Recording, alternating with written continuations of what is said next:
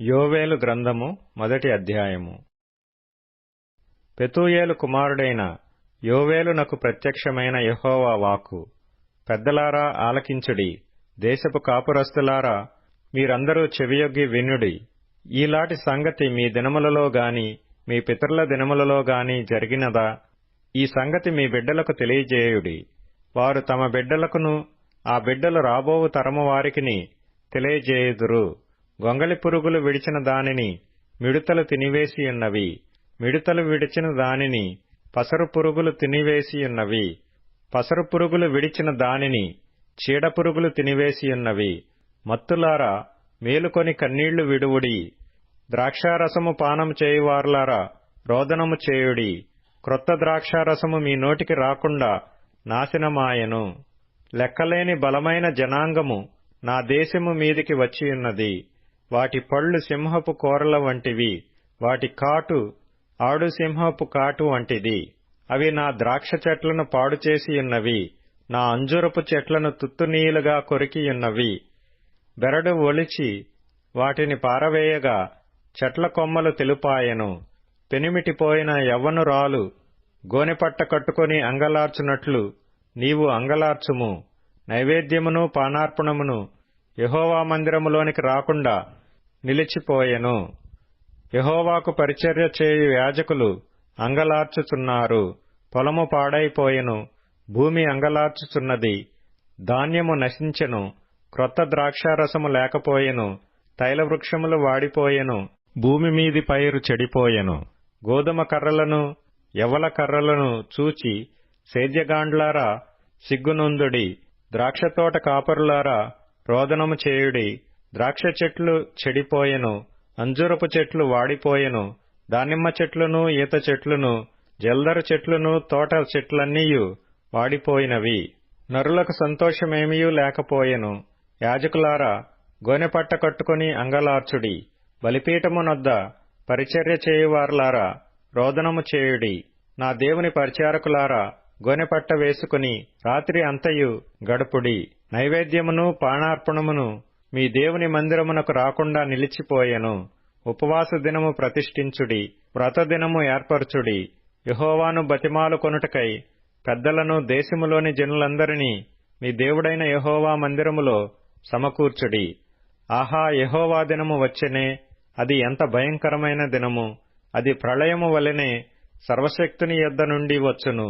మనము చూచుచుండగా మన దేవుని మందిరములో ఇక సంతోషమును ఉత్సవమును నిలిచిపోయెను. మన ఆహారము నాశనమాయెను, విత్తనము మంటి పెడ్డల క్రింద కుళ్ళిపోవుచున్నది. పైరు మాడిపోయినందున ధాన్యపు కొట్లు వట్టివాయెను, కళ్లపు కొట్లు నేల పడియున్నవి. మేతలేక పశువులు బహుగా మూల్గుచున్నవి. ఎడ్లు మందలుగా కూడి ఆకలికి అల్లాడుచున్నవి. గొర్రె మందలు చెడిపోవుచున్నవి. అగ్నిచేత అరణ్యములోని మేత స్థలములు కాలిపోయినవి. మంట తోట చెట్లన్నిటినీ కాల్చివేసెను. యెహోవా, నీకే నేను మొర్రపెట్టుచున్నాను. నదులు ఎండిపోవుటయు అగ్నిచేత మేత స్థలములు కాలిపోవుటయు చూచి పశువులను నీకు మొర్రపెట్టుచున్నవి. యోవేలు గ్రంథము 2వ అధ్యాయము. సీయోను కొండ మీద బాకా ఊదుడి, నా పరిశుద్ధ పర్వతము మీద హెచ్చరిక నాదము చేయుడి. యెహోవా దినము వచ్చుచున్నదనియు అది సమీపమాయెననియు దేశ నివాసులందరూ వణుకుదురుగాక. ఆ దినము అంధకారమయముగా ఉండును, మహాంధకారము కమ్మును. మేఘములును గాఢాంధకారమును ఆ దినమున కమ్మును. పర్వతముల మీద ఉదయకాంతి కనబడినట్లు అవి కనబడుచున్నవి. అవి బలమైన యొక్క గొప్ప సమూహము. ఇంతకు ముందు అవి పుట్టలేదు, ఇక మీదట తరతరములకు అట్టివి పుట్టవు. వాటి ముందర అగ్ని మండుచున్నది, వాటి వెనుక మంట కాల్చుచున్నది. అవి రాకమునుపు భూమి ఏదెను వనము వలె ఉండెను. అవి వచ్చిపోయిన తరువాత తప్పించుకొనినదేదియు విడువబడక భూమి ఎడారి వలె పాడాయెను. వాటి రూపములు గుర్రముల రూపముల వంటివి. రౌతుల వలె అవి పరిగెత్తి వచ్చును. రథములు ధ్వని చేయునట్లు, కొయ్యకాలు అగ్నిలో కాలుచూ ధ్వని చేయునట్లు, యుద్ధమునకు సిద్ధమైన శూరులు ధ్వని చేయునట్లు అవి పర్వత శిఖరముల మీద గంతులు వేయుచున్నవి. వాటిని చూచి జనములు వేదన నొందును. అందరి ముఖములు తెల్లబారును. బలాఢ్యులు పరిగెత్తునట్లు అవి పరిగెత్తుచున్నవి. శూరులు ప్రాకారములను ఎక్కున్నట్లు అవి గోడలు దాటుచున్నవి. ఇటు అటు తిరగకుండా అవన్నీయూ చక్కగా పోవుచున్నవి. ఒకదాని మీద ఒకటి త్రొక్కులాడక అవన్నీయూ చక్కగా పోవుచున్నవి. ఆయుధముల మీద పడినను త్రోవ విడువవు. పట్టణములో నఖాముఖాల పరిగెత్తుచున్నవి. గోడల మీద ఎక్కి ఇండ్లలోనికి చొరబడుచున్నవి. దొంగలు వచ్చినట్లు కిటికీలలో గుండా జొరబడుచున్నవి. వాటి భయము చేత భూమి కంపించుచున్నది. ఆకాశము తత్తరించుచున్నది. సూర్యచంద్రులకు తేజోహీనత కలుగుచున్నది. నక్షత్రములకు కాంతి తప్పుచున్నది. యెహోవా తన సైన్యమును నడిపించుచు ఉరుము వలె గర్జించుచున్నాడు. ఆయన దండు బహు గొప్పదైయున్నది. ఆయన ఆజ్ఞను నెరవేర్చునది బలము గలది. యెహోవా దినము బహు భయంకరము. దానికి తాళగలవాడెవడు? ఇప్పుడైనను మీరు ఉపవాసముండి కన్నీరు విడుచుచు దుఃఖించుచు మనఃపూర్వకముగా తిరిగి నా యొద్దకు రండి. ఇదే యెహోవా వాక్కు. మీ దేవుడైన యెహోవా కరుణావాత్సల్యములు గలవాడును, శాంతమూర్తియు, అత్యంత కృపగలవాడునయ్యుండి తాను చేయనుద్దేశించిన కీడును చేయక పశ్చాత్తాపపడును గనుక మీ వస్త్రములను కాక మీ హృదయములను చింపుకొని ఆయన తట్టు తిరుగుడి. ఒకవేళ ఆయన మనస్సు త్రిప్పుకొని పశ్చాత్తాపపడి మీ దేవుడైన యెహోవాకు తగిన నైవేద్యమును పానార్పణమును మీకు దీవెనగా అనుగ్రహించును. అనుగ్రహింపడని ఎవడు చెప్పగలడు? సీయోనులో బాకా ఊదుడి. ఉపవాస దినము ప్రతిష్ఠించుడి. వ్రత దినము నియమించి ప్రకటన చేయుడి. జనులను సమకూర్చుడి. సమాజకూటము ప్రతిష్ఠించుడి. పెద్దలను పిలువనంపించుడి. చిన్నవారిని స్తన్యపానము చేయు బిడ్డలను తోడుకొని రండి. పెండ్లి కుమారుడు అంతఃపురములో నుండియు పెండ్లి కుమార్తె గదిలో నుండియు రావలయను.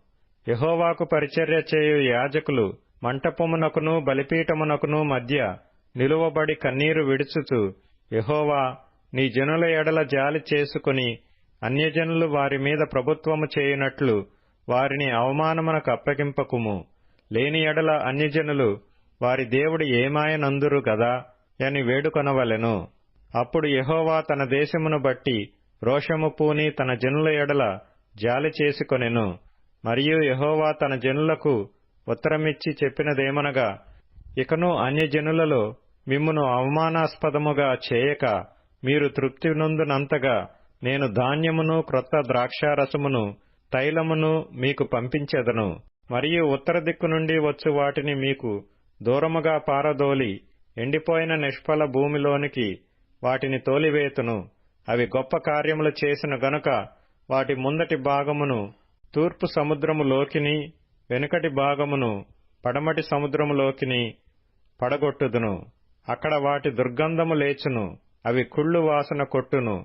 దేశమా భయపడక సంతోషించి గంతులు వేయుము. యెహోవా గొప్ప కార్యములు చేసెను. పశువులారా భయపడుకుడి. గడ్డి బీళ్లలో పచ్చిక మొలుచును. అంజూరపు చెట్లును ద్రాక్ష చెట్లు సమృద్ధిగా ఫలించును.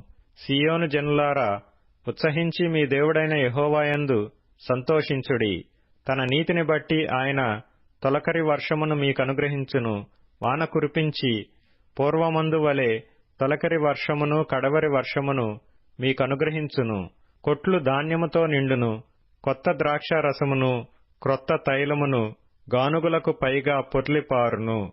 మీరు కడుపారా తిని తృప్తి పొంది మీ కొరకు వింత కార్యములను జరిగించిన మీ దేవుడైన యెహోవా నామమును స్తుతించునట్లు నేను పంపిన మిడతలను, గొంగళి పురుగులను, పసరు పురుగులను, చీడ పురుగులను అను నా మహాసైన్యము తినివేసిన సంవత్సరముల పంటను మీకు మరలానిత్తును. నా జనులు ఇక నెన్నటికినీ సిగ్గునొందరు. అప్పుడు ఇశ్రాయేలీల మధ్యనున్నవాడను నేనేయనియు, నేనే మీ దేవుడనైన యెహోవాననియు, నేను తప్ప వేరు దేవుడొకడునూ లేడనియు మీరు తెలిసికొందురు. నా జనులు ఇక నెన్నడును సిగ్గునొందకయుందురు. తరువాత నేను సర్వజనుల మీద నా ఆత్మను కుమ్మరింతును. మీ కుమారులను మీ కుమార్తెలను ప్రవచనములు చెప్పుదురు. మీ ముసలివారు కలలు కందురు. మీ యవ్వనులు దర్శనములు చూతురు. ఆ దినములలో నేను పనివారి మీదను పనికత్తెల మీదను నా ఆత్మను కుమ్మరింతును. మరియు ఆకాశమందును భూమి యందును మహత్కార్యములను అనగా రక్తమును, అగ్నిని, ధూమస్తంభములను కనపరచెదను. యెహోవా యొక్క భయంకరమైన ఆ మహాదినము రాకముందు సూర్యుడు తేజోహీనుడగును, చంద్రుడు రక్తవర్ణమగును. యెహోవా సెలవిచ్చినట్లు సీయోను కొండ మీదను యెరూషలేములోను తప్పించుకొనిన వారుందురు. శేషించిన వారిలో యెహోవా పిలుచువారు కనబడుదురు. ఆ దినమున యెహోవా నామమును బట్టి ఆయనకు ప్రార్థన చేయు వారందరూ రక్షింపబడుదురు.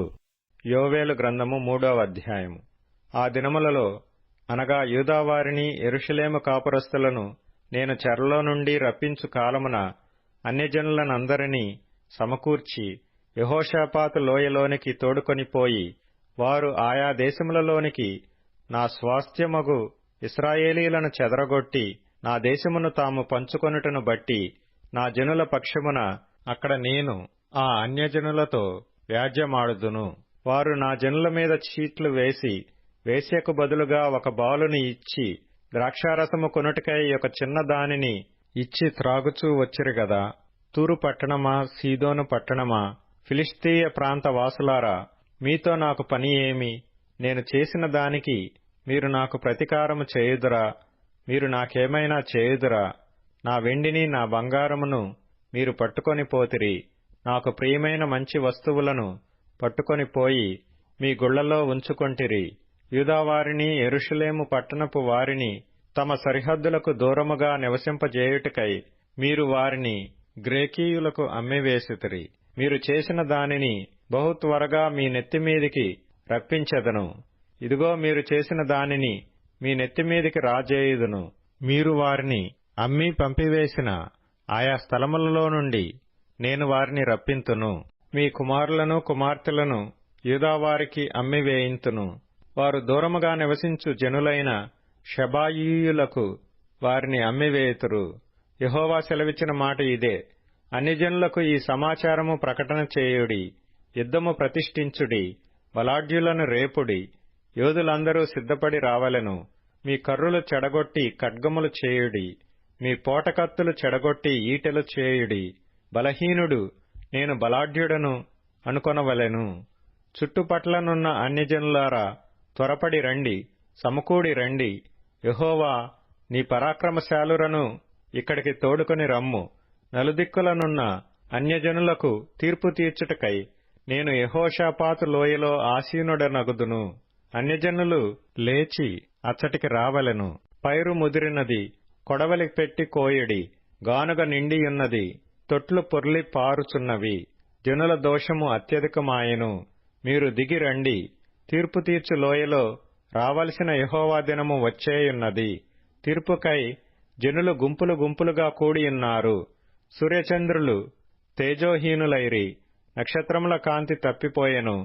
యెహోవా సీయోనులో నుండి గర్జించుచున్నాడు. యెరూషలేములో నుండి తన స్వరము వినబడజేయుచున్నాడు. భూమి ఆకాశములు వణుకుచున్నవి. అయితే యెహోవా తన జనులకు ఆశ్రయమగును, ఇశ్రాయేలీలకు దుర్గముగా ఉండును.